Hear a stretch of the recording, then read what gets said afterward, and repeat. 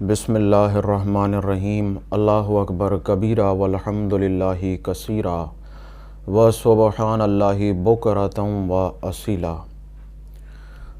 रूहानियत के अपने सफ़र में जब मैंने शुरुआत की तो मेरे लिए जो सबसे बड़ा मसला पैदा हुआ वो यही पैदा हुआ कि मुर्शिद को तलाश किया जाए। एक आदत रही मेरी कि मैं मज़ारात औलिया पर हाज़िर होता रहा, बादब हाज़िर हुआ, आज भी हाज़िर होता हूँ और इंशाअल्लाह ताला उम्मीद है कि आइंदा भी हाज़िरी होती रहेगी। तो दिल में ये ख़्याल आया कि भाई ये बड़े बुज़ुर्ग का मज़ार है, अब कोई बंदा मयस्सर नहीं आ रहा जिससे तरबियत ली जा सके, जिससे बाकायदा इस रास्ते पर कदम रखा जा सके, तो सोचा इसी को बुज़ुर्ग मान लूँ और इसी की पैरवी कर लूँ। तो अपने तौर पर यह फ़ैसला करना कि मैं मौजूदा दौर हाज़िर में मुझे कोई बंदा नहीं मिल पा रहा, तो ये फ़लाँ बुज़ुर्ग हैं, बड़ी हस्ती हैं, इनका बहुत बड़ा मज़ार है, मुकाम है, अल्लाह ने दिया है, तो क्यों ना इन्हीं को बुज़ुर्ग मान लिया जाए। तो मेरा जो असल बात बताने का मकसद है वो यही है।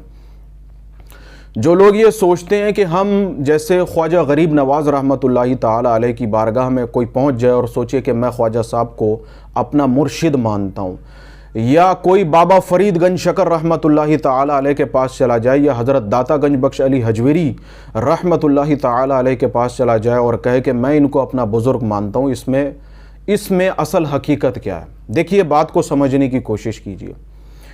आप एक ज़िंदा इंसान हैं और पर्दे के पीछे जो इंसान मौजूद है, जो इस दुनिया से पर्दा कर गया है, वो एक अलग फ्रीक्वेंसी पर मौजूद है, आप एक अलग फ्रीक्वेंसी पर मौजूद हैं। अब मिसाल के तौर पे एक होता है पैरवी करना, आप सिर्फ पैरवी कर रहे हैं, लेकिन जहां बात ये आती है कि आपकी जहन की तरबियत भी होनी है। रूहानियत के राज को समझने के लिए जहन की तरबियत होना, किरदार की तरबियत होना बहुत ज़रूरी है। अगर आपके दिल में, दिमाग में सवालात हैं तो वो सवालात का जानना, उसका पूछना, उन चीज़ों को जो गिराहें बंधी हुई हैं उनको खोलना आप पर लाजिम है। अगर आप ये नहीं करेंगे आप उन्हीं में अटके रह जाएंगे। अब सबसे बड़ा मसला यहाँ पर यह पैदा होता है कि वो बुज़ुर्ग तो पर्दे के पीछे मौजूद है, आप पर्दे के इस तरफ मौजूद हैं।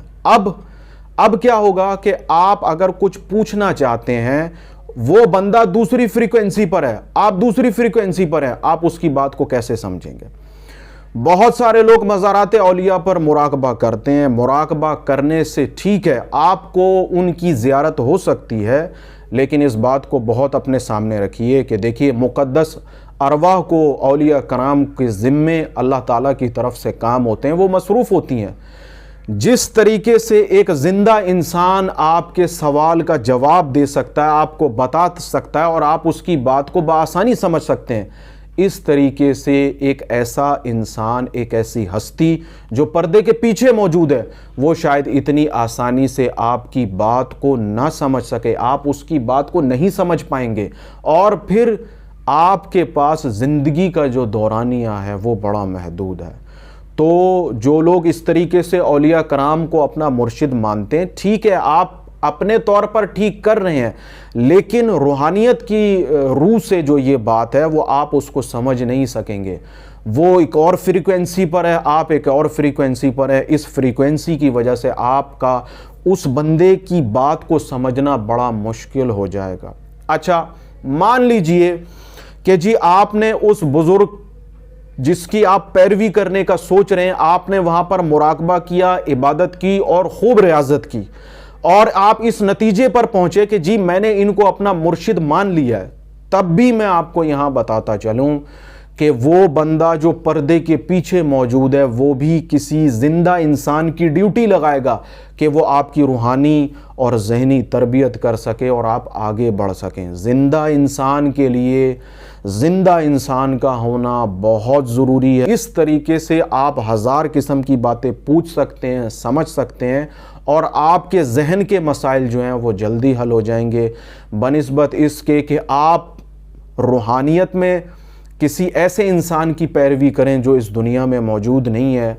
عقیدت، محبت اور عشق کے اعتبار سے تو یہ بات بالکل ٹھیک ہے، لیکن جہاں بات روحانی تربیت کی آ جائے گی، روحانی فیض کی آ جائے گی، اس روحانی ترقی کی آ جائے گی، یہ کام کسی حد تک مشکل ہو جائے گا۔ لیکن اگر آپ پیروی کرنا چاہتے ہیں تو آپ کسی زندہ انسان کو ایسے کو تلاش کر لیں جو باقاعدہ آپ کی رہنمائی بھی کر سکے، آپ کی تربیت بھی کر سکے۔